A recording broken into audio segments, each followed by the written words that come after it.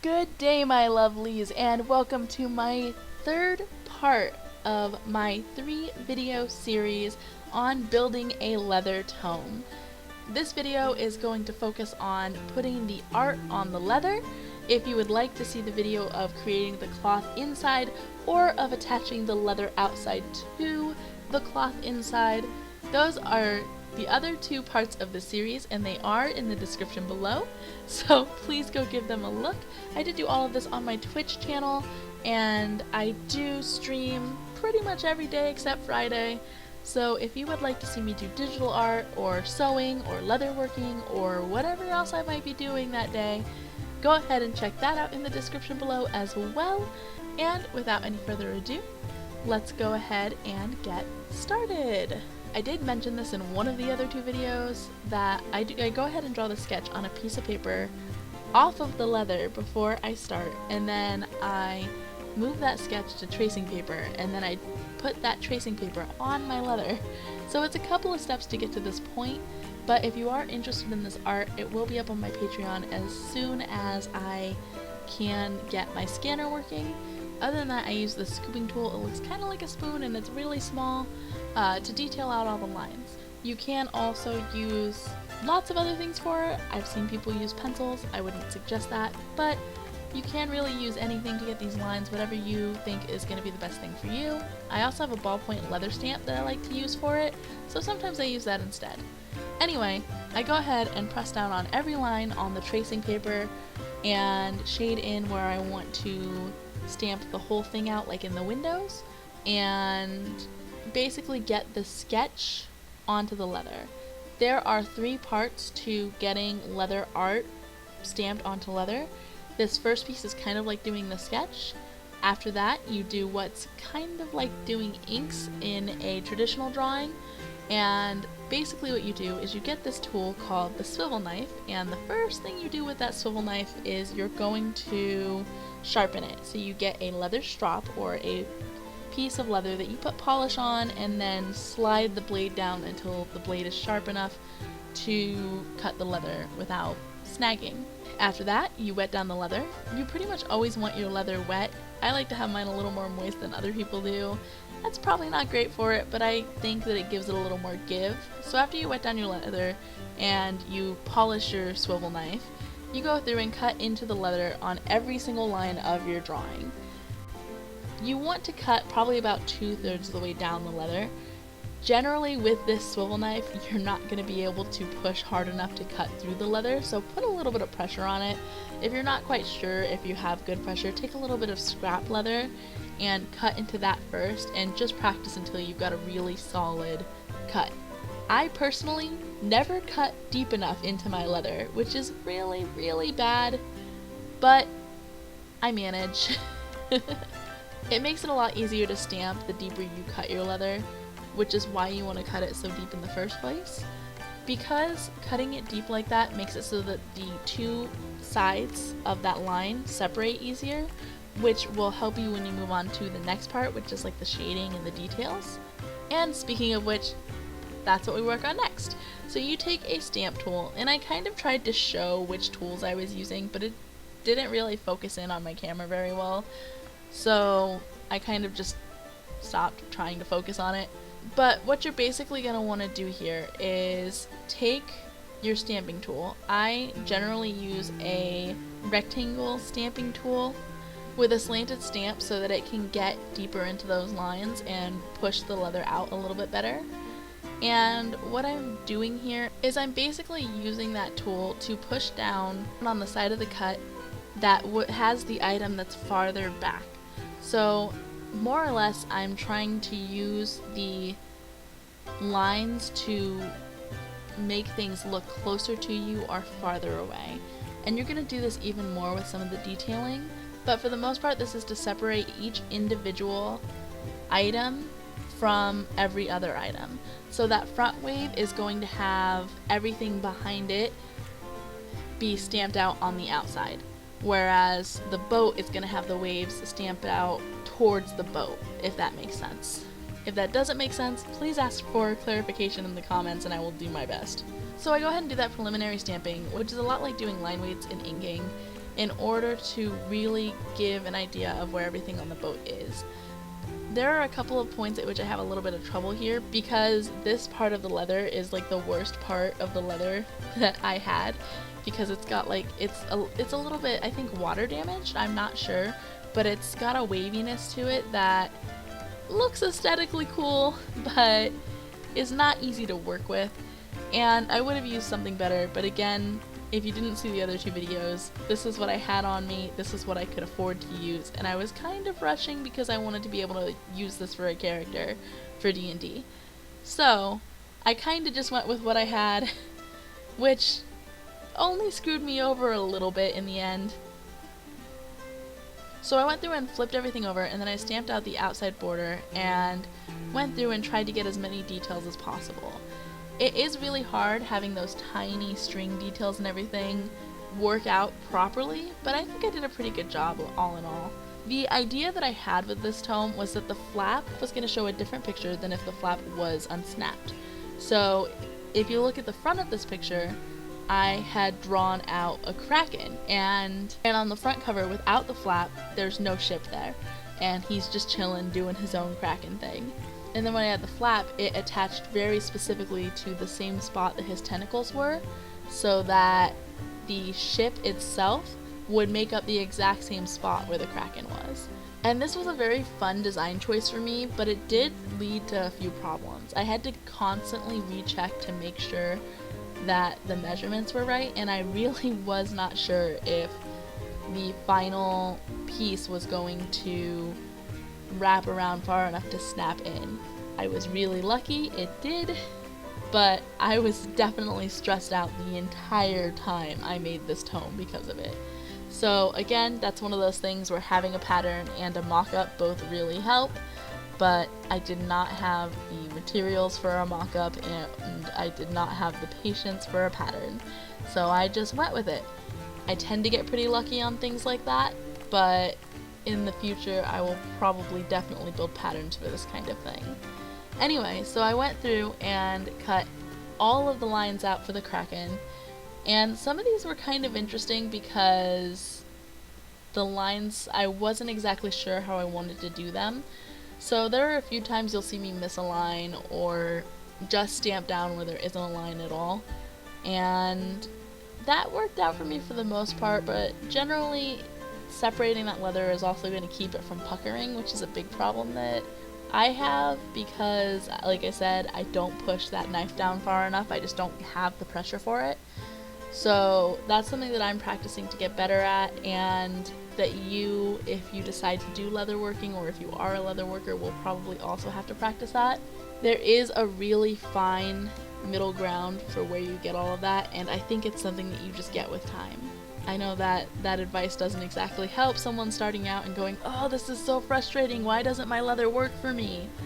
But you will get there as long as you keep at it, I think. I went through and finished all of the cutting, and then it was time for the stamping, the detail work yet again. So I went and did all of the bottom side of this, and then I flipped it around again and did all of the top side because it's just a lot easier that way. With something this big, trying to stamp it all on one side is really hard, and on top of that, holding the stamp at that angle can be really difficult if you don't have a lot of practice at it. So it's just easier to flip it around and do the lines that are giving you trouble on the other side. I didn't have a lot of space though, so I had to like really fight with how it sat, because I did this all on my desk under a camera so that one, I could show it to you all, and two, I could stream it. But it did all again work out, and a lot of my particular process is this was probably not the right way to do it, but it worked out. I'm sorry if I'm giving any like pro leatherworkers little aneurysms every time that I talk about how I do this, and if you have any tips for me, please feel free to put them in the comments, because I do really love this craft and I do want to get better, and it really doesn't seem like there is a ton of leatherworking stuff on YouTube. Every time I look it up, I get the same few videos, no matter what search I put in. So I really would love to have more info on leatherworking, and that's part of why I'm putting these videos up, because I'm sure other people would too. Anyway, so I moved on to doing the map and the parrot, which again, I drew all of this out on a different piece of paper, traced it onto tracing paper, and then traced it onto the leather with my scooping tool. I will say that even though I am a pretty decent artist, I did use reference for every single one of these pictures, because I don't know what a parrot looks like off the top of my head. I tried to draw one and it came out really bad. I don't know what a map looks like off the top of my head. I had to research maps, and some of the things that I have on here are definitely things that I got ideas from by researching. One of the things I would absolutely suggest is definitely do your research, find reference, do a couple of different sketches, come up with an idea that you're really happy with, because once it's on the leather, it's there forever. So that's definitely something I would suggest. And I did actually move back to the Kraken after I did that sketch. I think I was just tired of doing the stamping tool. So I went ahead and did the parrot and the map sketch and then moved back to the stamping tool. And then did all of my detail work. So with my detail work here, I ended up deciding that I wanted to shade in all of the tentacles, which was definitely a decision. I also wanted to get some shading on the Kraken himself, a couple of pieces on like in between his tentacles and under his eye and things like that. That's something that I'm gonna have to get more practice in, because I didn't really do a great job on it, but I am happy with how it turned out overall. So that's something that I'm going to be practicing in the future, and maybe I'll come up with a couple of new cool ideas for how to shade leather that people probably have already come up with, because this is a skill set that has been around for 1,000 years at least. I don't know the history of leatherworking. That would be a really cool video to do. Hey, someone type in the comments and remind me to do a leatherworking history video, because that is something interesting that I would like to research. Again, I am wetting down this leather a million times because it is a thirsty bitch. But I'm wetting down this leather a lot, and again, I'm gonna remind you all who are watching this video, who probably have been down the YouTube rabbit hole for a couple hours, to also go hydrate, because you are probably just like this leather and need a lot more water than you realize you do. So I went through and stamped all of these tentacles, and this whole process and the process of all of the leather art took me, I want to say 30 hours, but I didn't actually look at the amount of time each video took before shortening them down, and that's including all of the wetting it down and all of the cutting and all of the stamping and all of the extra design that it took and everything else. What I'm not counting in that time is the sketching and the tracing that I did of those sketches, and then the tracing onto leather. So again, I said this in my other video, but if you're looking to do a quick fun project, leatherworking is probably not for you. For this whole project, I took somewhere around 60 to 80 hours. That was all within 1 week, and I may or may not have neglected everything else, but that's what happens when you hyper-focus, baby! So I got most of the shading done, and I think I went back a couple of times to do extra edits after I did the map too. But all in all, this took me a while, but I ended up really happy with how it turned out. And at the end, I felt like it needed more and more water as I went on, and I'm not sure if that's normal, or if that's because the leather was old, or if that's because the leather wasn't treated properly, or what, but either way, I did also notice that the tentacle on the flap side I did not shade in, so I went through and shaded that. And the flap gave me so much trouble at this point. Like, it did not want to be worked any longer, and for some reason it came out darker than everything else, which was resolved when I dyed it all, but it still was like questionable. Anyway, so then I went ahead and moved on to the map. Let me tell you, this parrot went through so many different iterations before it actually made it to final sketch stage. I had him sitting, I had him standing, I had him wagging his little tail. I had so many different things for this parrot to be doing, and finally came across a reference very similar to this and was so happy with it that I immediately drew the map underneath it. And I did adjust it a little bit in the final sketch so that it actually worked with leatherworking, because like those feet were too thin and there were a lot of problems with it, but I really love how this bird came out, and I'm kind of a big bird person. Like, I really freaking love birds. They're like some of the coolest animals. So I really wanted to do this justice because this is something that was going to be on my leatherworking project, and it was going to be there forever, and I was going to have this tome forever, and I'm very excited at how amazing it came out. The feathers gave me a bit of trouble in the sketch, but they turned out really well on the leather, and honestly I think are my favorite part of this picture. But boy, were they a chore to actually line in. So one thing I will suggest when you're doing your own art on leather like this is maybe pick something that you are okay with having to just spend a ton of time on, or pick something much easier. I did also pull my strap back out and polish this again and again and again, because all these little details and going through all of this really dulled down my swivel knife, and it was a chore drawing in all these tiny little bits and all the loopy, not quite words on here, and all of the little mountains and all of the little trees was a task. There were so many small bits, and I wish I had a better knife for it. Mine is so big compared to these details. But all in all, once I finished everything, I really think all those tiny little details were worth it. I think it came out so fantastic, and this compass rose is so beautiful, and I'm just very proud of this artwork. Once I started stamping, I did make a lot of different little adjustments. It's like I didn't actually cut out any of the trees, I just stamped them into the leather, which I think really pulled it together to make it look like a real map. And then I took that ballpoint stamp tool that I was telling you about earlier and drew out all the words and the mountains and all of the tiny little details so that the stamper tool didn't push anything forward or backwards. And then I used the stamper tool primarily to just push parts of the mountains forward and backwards, and the little skull rock and the details and the cliffs and things like that back, and also the land from the water. So it really made it look like an old-timey map instead of a normally carved leather picture, which I really like. And honestly, if I had tried to stamp out those words, I don't think I would be nearly as happy with it. I had to draw the little fish mountain in a couple of times to make it perfect, but it did eventually work out.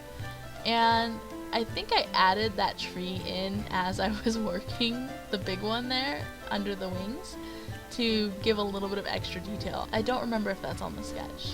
Before I did the border, it was time to move on to the bird, and I did the whole outside of the bird and the wings and all of that first so that that was really distinguished from the map. And I tried to even push it out a little bit further in any place that didn't look like it was separated, so that it was really obvious that that bird was on top of the map and not in the map. After I finished doing that, I went on the insides and did the specific individual feathers and other details in the wings. I also did the feet and the beak, and then I moved on to the border.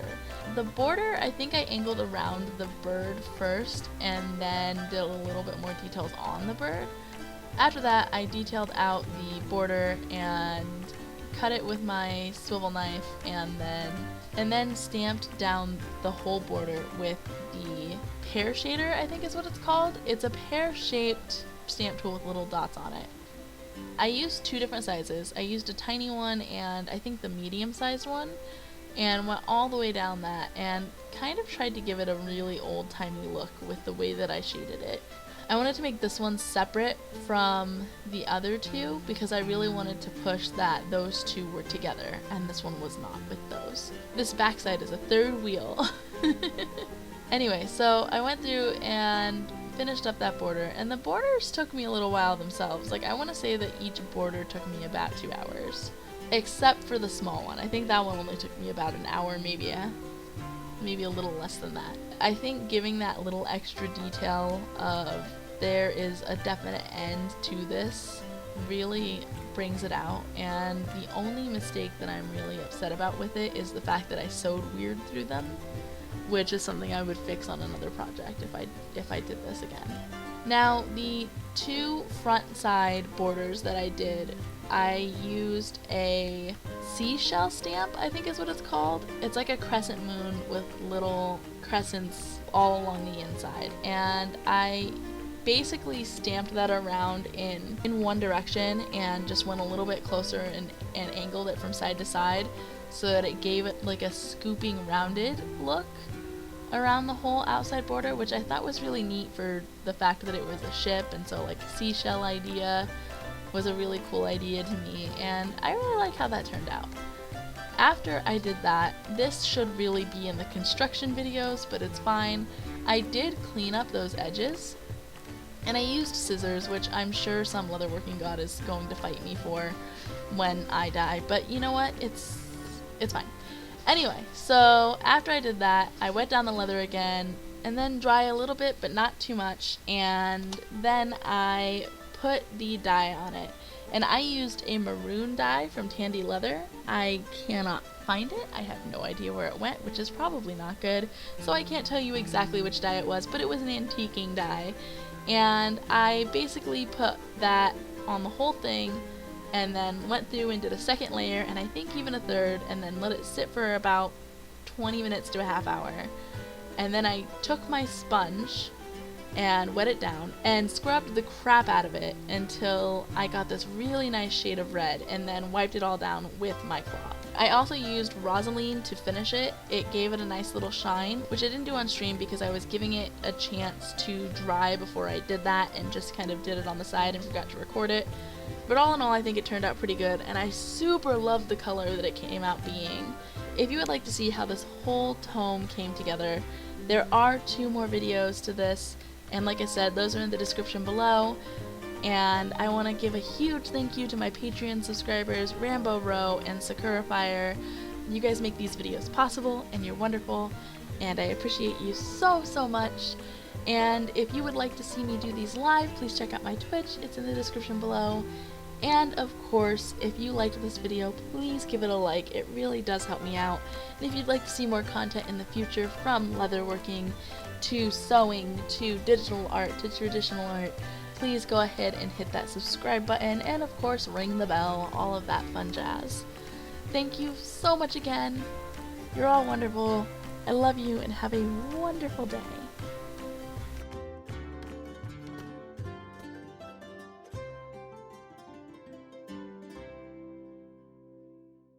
Yeah, because I sped it up, no, times 10. So 2,000 hours. No, 200 hours. I can't fucking do math.